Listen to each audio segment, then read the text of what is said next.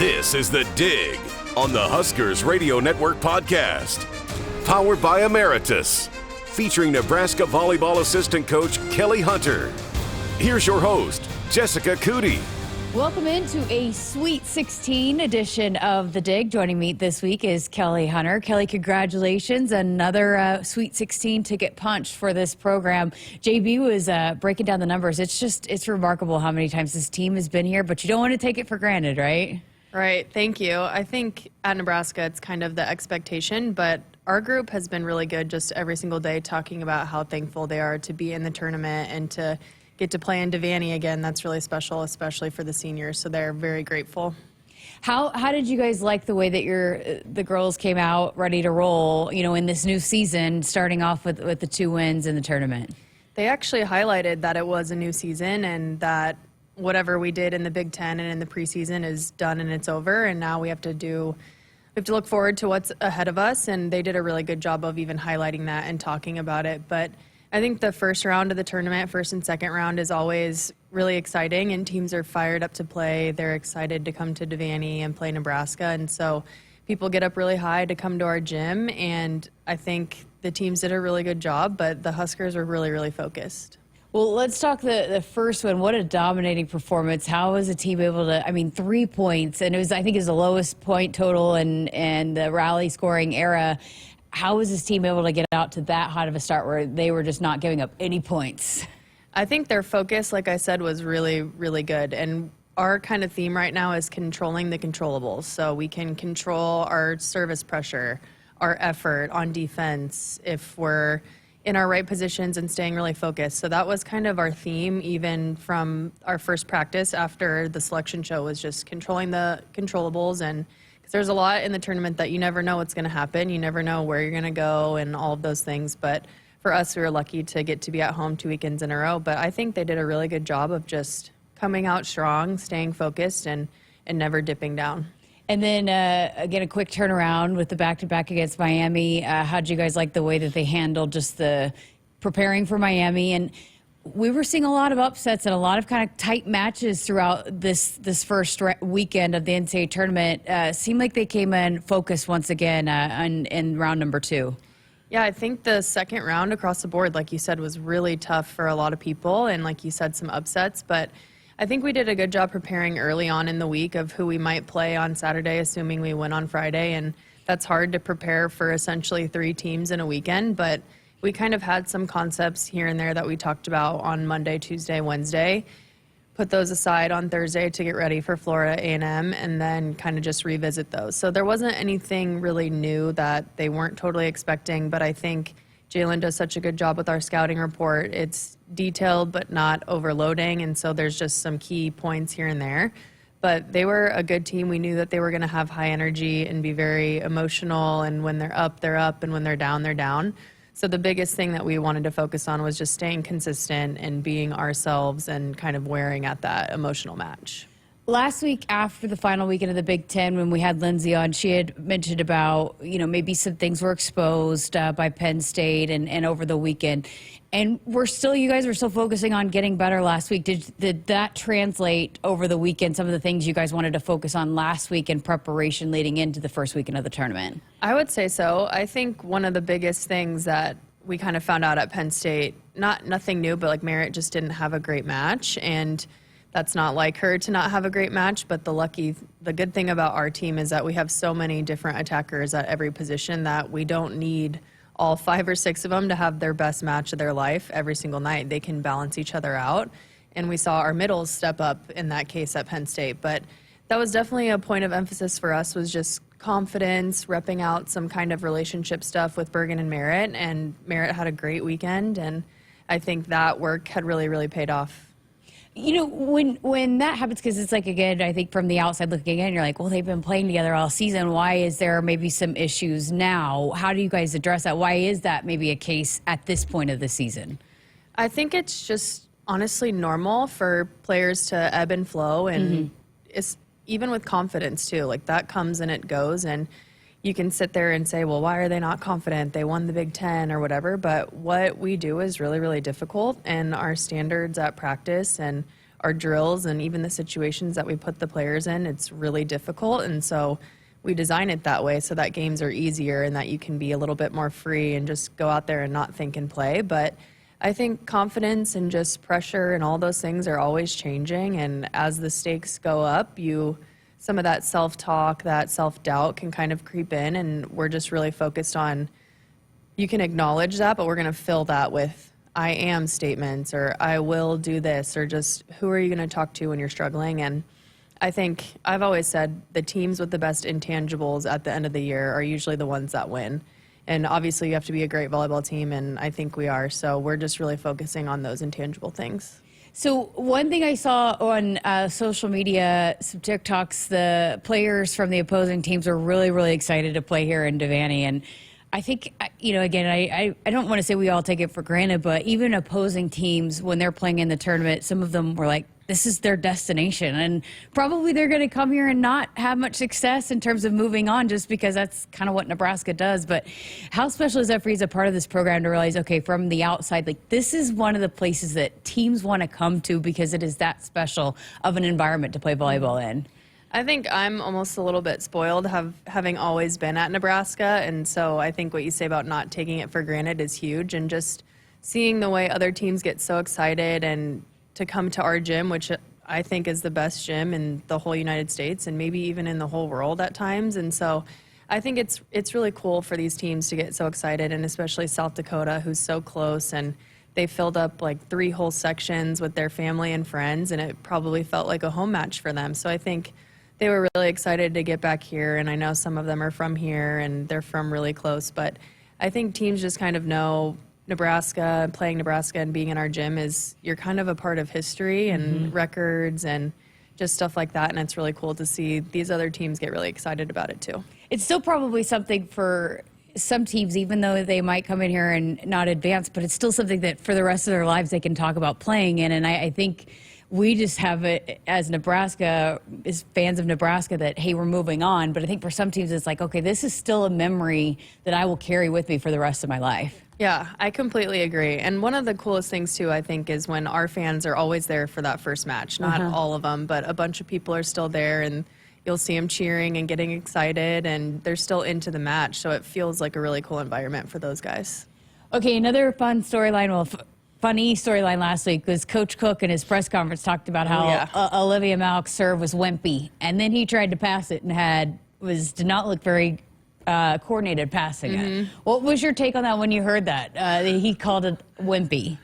Well, I saw the press conference. Of course, it was just funny, and everyone's like, wimpy, and Olivia's like, hey now, like, she's just so funny, and she totally embraces it. But I didn't know that they were going to recreate and like actually have Olivia serve until we were done with serve and pass, and I'm usually one of the last ones out, and I see them all lining up. I'm like, oh, we're actually doing this. But it's funny because Coach was just talking about it again this morning, and he was like, we were watching the match, him, Jalen, and I, we were just watching, and he was talking, okay, did you guys see the TikTok? And we're like, yeah, we were there in person too. But yeah, we saw it. He was like, that thing, it was coming right at me, and then all of a sudden, boom, and it just goes to the side, and I couldn't even hardly touch it. Like, he fully embraced it, and I don't think he's taking it very humbly and going along with it really good. So how would you evaluate his ability to pass then live serve?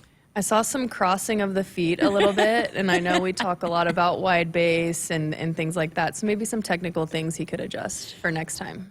For Liv to have that kind of serve where it's like a knuckleball, how does that develop? How does one develop a serve like that to where it doesn't look like it's got much heat on it, but it is hard to pass? I think we talk a lot about just making the ball move, and for everyone that's a little bit different. So for some of our taller players who can jump a little bit higher, like Lindsay Krause, for example, she just needs good hand contact. It's got the right trajectory. That's her toughest serve. So Liv kind of came out initially. We talk a lot about thump, which it sounds like, okay, hit the ball really hard. You want to thump it and hit it hard. But it's more so just about your hand contact. So Olivia started off just really trying to hit it really hard, but then it was sailing, it was inconsistent. Then she just kind of slowed everything down one game. I think it was when we were at the field house playing Wisconsin, and obviously she's a little bit nervous as well, so just kind of slowed everything down. But sometimes the less heat the ball has, the more it moves. So, and that's just totally Olivia's serve. Is like she just pops it, gets good hand contact. she doesn't even know where it's going sometimes, but that's the point. So that's good. But yeah, we just talk about movement, and she's for sure got it dialed. What does it say about her that you make that adjustment in season and that she's still able to build that consistency and have that confidence back there as a freshman? I think she just really took charge of it. And there's even times where you can tell she's thinking about exactly where she wants to put the ball, not just, okay, coach gave me zone 5, I'm going to try and get it on that passer. She's thinking about, I want to make them drop. Sorry. I want to make them move into the seam. I want to make it go deep. You can tell that she's thinking those things, and that's all on confidence and just back there owning the moment, knowing that you can do it, and that's definitely her right now. Oh, that's great. Okay, so when you guys move on and you're playing, teams again that you haven't seen this season, so in this case, Dayton, take us through what the coaching staff does, what's the process of how you guys start diving into the prep, and then how that translates to you guys delivering that to the team. So Mondays and Sundays are mostly just kind of review from the weekend. We watch a lot of ourselves. What did we do really well that we want to build off of, and what did we maybe not do so well that we need to kind of work on and adjust? So that's kind of Sundays and Mondays. We just review a lot. And then Monday afternoon and Tuesdays, it's a lot of diving into the team that we're going to play. So there'll be packets and packets of stats and different things like that. And then Jalen will watch with a couple of the GAs just what are they doing in these rotations and stuff like that, and just kind of getting some tendencies down. So there's a lot of watching film and looking at kind of some statistics and stuff like that. And then for me, I usually watch like their block and defense and go through their last 4 or 5 matches or teams that are similar to our team and just kind of compare and see what they do in different situations. And through all of that, it's a lot of information. We try and summarize it, get a scouting report made, and we don't usually go over the scouting report really with the team until kind of the day before, but we'll talk about some general concepts at practice and just kind of sprinkle some things in here and there. How is diving into the film with Bergen? It's always so fun. Yeah. I think there's a lot of review. Like I said, what did we do good? What do we need to do better at? A lot of dialogue, just, hey, what were you thinking in this moment, if you remember? For me, it's like we talk a lot about on the podcast, is just decisions are so hard, and it's good to kind of get a little bit of insight into her brain and what she's thinking, and then I can give a little bit of insight, and coach can do the same, just like, hey, here's what we saw from the outside. How can we kind of tweak this or make this adjustment for the next game? But she does a lot of things so technically well that we're not even really talking about technique that much. It's just kind of a lot of decisions and how are you feeling out there? What were you trying to accomplish? Did it work? Did it not work? Just kind of a lot of review. Is she one that she likes film? Because, some athletes like film, some athletes, and across all sports, some of them really understand the importance of diving into it. Some, it's a process. What does she like? Does she enjoy that part of it? Yeah, she watches everything before we even get to film on Mondays. So there will be times where I'll point something out. She's like, oh, yeah, I remember I watched that one yesterday. So she's always watching. She's kind of like a film rat, and we'll just always watch it back. And I think a lot of times it's good that way, because you kind of feel like, oh, I played not very good or I played really good, and then you watch it back and you just get kind of the truth. Yeah. And especially as a setter, because you touch the ball so many times, it's really easy to kind of overanalyze. So I think she likes to go back, watch, kind of see exactly what actually did happen instead of just kind of the perception. But she comes in with some thoughts and some notes and just some stuff like that. I know, we've talked about her so much here over the last couple of years, but another Big Ten Setter of the Year award back-to-back in her first 2 seasons. How deserving is she of that? She just is pretty special. I think we talk a lot. She's just gifted in her decision-making, and the really cool thing about her is she just credits how easy it is to work with everyone, how much they all have her back, and how she can trust every single person out there, because that setter-hitter relationship is so unique, and she's very fortunate to have amazing attackers around her and not have to have just one player that she relies on, and that makes her job a lot easier. But even then, just her decision-making and her demeanor, and I can't credit her enough for her demeanor and how calm she is and stable, and I think it's great for a setter to be like that. How different is she? What is different about her going into this NCAA tournament than where she was a year ago? I think just kind of the decision-making process. And last year we had so many new players. We had so many freshmen. Merritt was new. It was almost like we had kind of the element of surprise.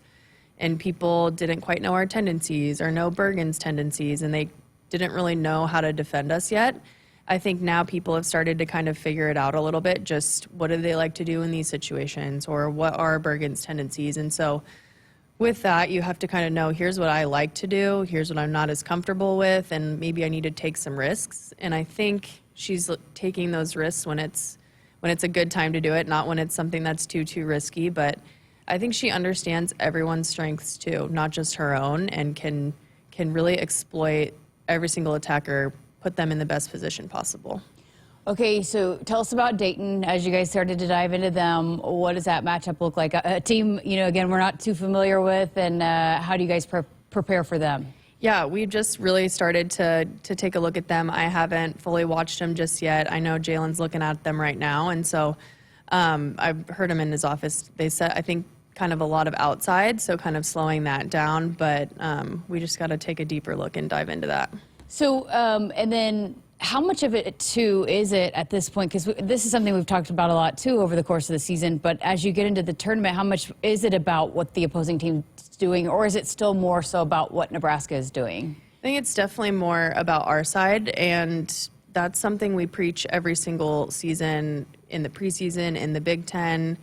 We want to focus on what we can control and what we want to be really good at, and then knowing a couple of things here and there about the other team.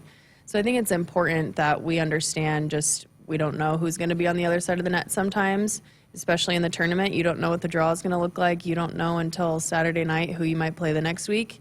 So we really want to focus on just being good on our side, and we know that if that's our focus and we're not too focused on who the other team is, or if we know someone on that team or what their kind of strengths are, but if we just turn that focus to our side, usually it works out pretty well.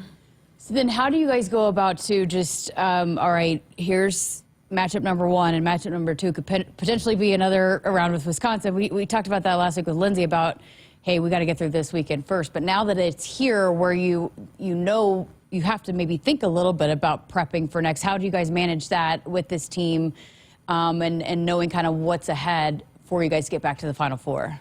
I think there's two ways you can go about it. Just, okay, we have our next match, and that's it, in our next match. But we're humans, and everyone's going to think about that matchup with Wisconsin. So one of our things is we just try and get it out in the open and talk about it. Like tomorrow and the next day, we'll have some prep for Wisconsin in there, and then we'll kind of go back to Dayton as we get closer. So I think it's just acknowledging what is. It's what might happen, and there can't be any emotion about it. So we're not avoiding it, but we're not, okay, we're playing Wisconsin, because Dayton is first, and they're a great team. And so I think there's a balance of that, just kind of, here's where we're at, here's where we might be, what do we need to work on, what are their strengths, and then just kind of taking it one day at a time and then each match at a time from there. And of course, Wisconsin's got to win to get there too. So, I mean, both teams are in that same boat, but it is just fascinating, like the mindset of, because I think for fans on the outside, it's like, oh, it's a rematch again, to get to the Final Four. But so for the Huskers, you've been a part of this now. You know what it takes.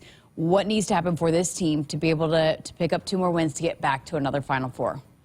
I think it's just, like I said, the intangible stuff, just for them to really kind of take with a grain of salt, stuff that we need to get better at, and just no emotion about it. Hey, we just need to get a little bit better. But I think the biggest thing is just enjoying it. And you can tell when a team comes into a match and they're maybe afraid to lose, or they're nervous for the match because it's the tournament. And you can just see that on people's faces. And so I think the biggest thing is just appreciating where we're at, enjoying the moment. And one thing we're really encouraging them to do is just rely on the fact that they won the Big Ten championship. They were really good over a very long period of time.